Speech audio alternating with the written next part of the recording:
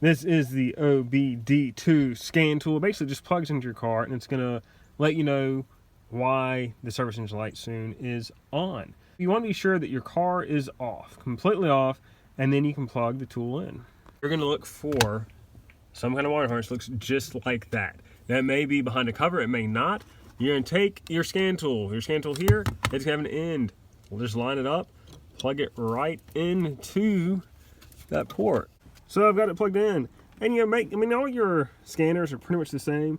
Once the light's on and it looks good, next up is to turn the ignition on. Don't crank the car, just turn the ignition on.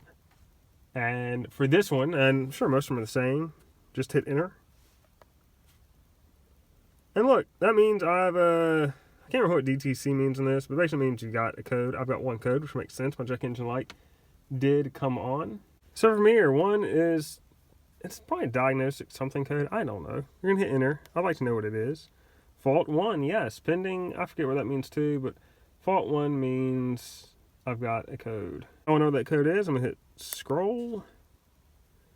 P0102. And that is 1 of 1. It means that is the code, and I only have one code, which at least I only have one. It could be worse. What does P0102 mean? Well, let's figure it out.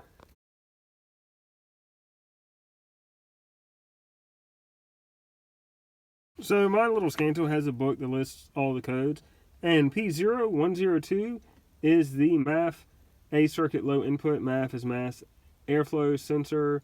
So probably just that is a sensor, and it is bad. Hopefully it's not a very expensive sensor. We will find that out soon. So now that I've seen my code, I've got no previous codes, no pending codes. Let me see. What do I do? Menu. Oh yes, erase. Yes, I'd like to erase. And it is done. This has some other options. I don't need that. I'm done. So you want to be sure that once you do this, you always want to turn the car off. You never want to unplug this tool when the car's on. I don't know why. They just always say that. I don't know if the car will, that's like initiate self-destruct or what.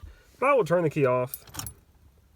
I'll take the key out just to be sure. I don't want the car to think that maybe it's plugged on. And then you're done. Then you just unplug it. What does that mean? It means my mass airflow sensor, that sensor has gone bad. Sensors typically tend to go bad. I'm gonna look up to see how much this one is. Hopefully it's not very expensive, because if it's super expensive, it's gonna make me hesitant to get it. But if it's not crazy expensive, I'll go ahead and get it. I'll also look up where it is. I have an idea of where this sensor is. I've never done it on this particular vehicle, so I'm gonna double check to make sure it is about where I think it is, just to make the replacement process a little easier. But first, I'm gonna see how much it is. Now I did clear the code, so what that means is this code is completely out, and when I cut the car on next time, that code's not gonna show up. But I'm guessing since the sensor's bad, very soon after I cut the car on, it's gonna throw the code again. And I can clear it and it'll just keep showing up because the sensor's probably bad. But I mean, it can't be so expensive, right? I mean, it's these common parts, right? So I did a little bit of research. The MAF, the mass airflow sensor, 110, 115 to replace it, which a little on the pricey side, all things considered. But that very well may not even be my issue. It could be a fuse, it could be a ground, it could be, wiring, who knows what else. So yeah, I did a little bit of Google foo and got a few things to track down. First, I'm just gonna check the fuse and see, could that be the issue? Now, of course, the question is if the fuse blew. Why did the fuse blow? We'll cross each one as we get there and we'll see what happens. But I'm gonna check the fuse, and then I'm gonna check the mass airflow sensor itself. You can check the wiring to see, one, do you have good ground? One, do you have power from the ECU? And third, is it when the engine on and you rev it, increased throttle should be increased air, is it sending the correct signal back? Is that signal, test on multimeter, coming back correct? Is it increasing? So I've got a multimeter, I'm gonna check the fuse, check all these things, see what happens, see if we can maybe narrow some things down. Alright, so the first fuse to check, it is under the hood. This is the lovely under the hood shot, that awesome Vortec engine. This is the fuse box right here. You've got just some friction fit clips on each side.